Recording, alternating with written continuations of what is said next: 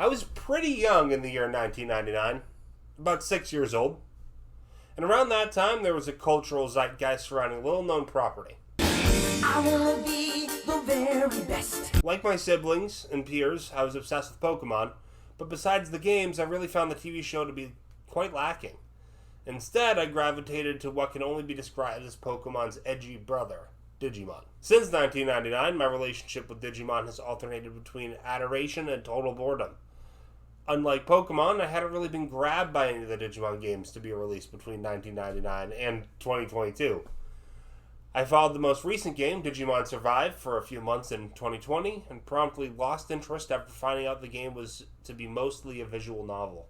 Now, my feelings are completely different. I've played through Digimon Survive, really actually quite enjoyed the game. My name is Republican, and these are my thoughts on Digimon Survive. Digimon Survive is primarily a visual novel. In terms of gameplay divisions, this title is roughly 70% visual novel and 30% strategy RPG. That being said, the two aspects of this game are integrated together surprisingly well. The story itself is compelling and is a totally new take on the IP. That said, there were plenty of times where there is clear dialogue padding and repetitive conversations, seemingly just to lengthen the playtime. Decisions made in the visual novel portion of the game have a direct effect on the strategy RPG portion, with the affinities built with each character leading to increased benefits in combat. Additionally, building relationships with these characters is integral to determining who is left at the end of the story. There are 5 endings to Digimon Survive, one of which is premature, and of the other 5, 3 of them correspond to the moral routes that you can take in the game. The 3 moralities here are Wrathful, Harmony, and Morality. While each of the initially possible endings is tied to one of these particular moral routes, your score in each character trait is actually irrelevant to choosing the corresponding ending, as the game provides a hard branch-off point at the end of Chapter 8. Ordinarily, I would consider that kind of hard branch-off point a bit of a disappointment for character choice. I actually think it works very well here. As you progress through the story, you engage in dialogue and make choices between the 3 morality options. And instead of necessarily altering the direct plot points of the story, at least on this first playthrough, the morality points you accrue actually do have a tangible effect in affecting the evolution of Takuma's Agumon. The fact that there is actually a hard branching point seems like a compromise on the developer's part not to punish players for wanting a specific evolution line for their partner. In addition to the conversation portions of the visual novel, there are also exploration and managed time portions, allowing you a little bit more leeway in terms of who you want to talk to and allowing you to sort of search each location that you can revisit with your camera to find more items. This functions, in effect, very similar to Persona 4 or 5. However, these moments do have a tendency of getting quite tedious as you go through the game. Understandably, Digimon Survive is not an open world game. It's very interested in telling a particular narrative. It's totally fine. The narrative is as I said earlier, very good.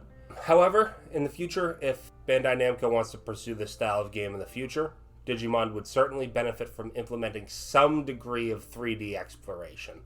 It doesn't need to be open world, like I said, but locating characters to speak to needs to be a lot more of an active process than merely clicking an icon on a stack map. Both Persona 4 and 5, which it seems to be taking a lot of cues from, adopted that sort of exploration approach. Just made finding party members in those worlds a much more interesting process than what's present here. The other half of Digimon Survive is a rather competent strategy RPG. While not nearly as engrossing as Fire Emblem Three Houses or even Fire Emblem Fates, the systems here are pretty competent and I enjoyed them for narrative battles. I struggled really to stay engaged for the purposes of grinding levels or recruiting partner Digimon, but overall the system is competent. Every Digimon in the game has their own elemental resistances, typically also have a special move assigned to them, in addition to a regular attack which doesn't come at the expense of any SP, which may have unique properties. Meramon, for instance, can attack from, I believe, 3 squares away for its basic attack, and that basic attack does fire damage. In addition to unique properties for essentially every Digimon in the game, over 100. There are also positioning bonuses for side attacks and backstabbing, as well as ways to maximize team-up attack chance, as well as critical chance by flanking using elevation. There's also an element at play here called digivolving, or in this particular version of the IP, just evolution. There is a clear, concrete cost to evolving your partner in battle. Each additional level over champion costs more SP to utilize over time, so at the end of every turn you're going to see your SP suffer a deduction if you're champion or higher. This is real. This is a real cost here. Several times in the game I digivolved to Mega way too early on when there was a lot of space to cover between my team and the opponent, and by the time fighting actually began, Drachmon used up all of his SP, ended up reverting back to his rookie stage and getting destroyed. Combat, in addition to the positional elements and the statistical elements for each one of these creatures, also has an additional layer introducing negotiations from Shin Megami Tensei and Persona. It's very much inspired by these games, but the negotiation system here feels both unrefined and incredibly limited. You basically have opportunity to speak to wild Digimon while you're engaging in free battles. You'll basically have the opportunity to answer 3 questions. If you don't fill the meter a certain amount, they end up shutting down completely and you can't talk to them again. You'll have to fight them. But if you answer the questions correctly, you may be able to ask them for an item or to get them to join your team. It's been my experience that getting them to join your team becomes incredibly unlikely and it's a little bit frustrating. At the same time, asking them for items didn't really feel necessary because I spent a large portion of my time in the visual novel portion of the game scanning environments and collecting items that way. Digimon recruited through this method of negotiation can be permanently evolved through the use of items found either through scanning environments, opening chests on the battlefield, or even acquiring them through negotiations with other Digimon. These non-partner creatures will not de-digivolve, so once you use these items on them, you're really trading forever. So if you have a particular sort of team build in mind, just be aware of the fact that it's permanent. You will be able to preview the evolutions moving forward from your current level to see their stats, their abilities, and some such, and see what they even look like. Recruiting non-partner Digimon rather, is also very crucial because characters will die in this game. You will lose party members, you'll lose partner Digimon over the course of this campaign, and there will be times where your party is not nearly as large as it should be, as you would necessarily need it to be to fight the battle using just main characters.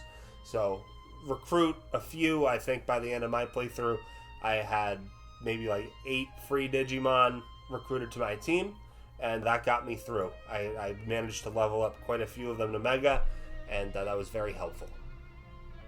As you may be able to tell right now, I've got a pretty positive outlook on this game. The main issue with it is that I really do think this exploration element for scanning environments and locating party members is a real detriment to the game. It makes it hugely tedious at times.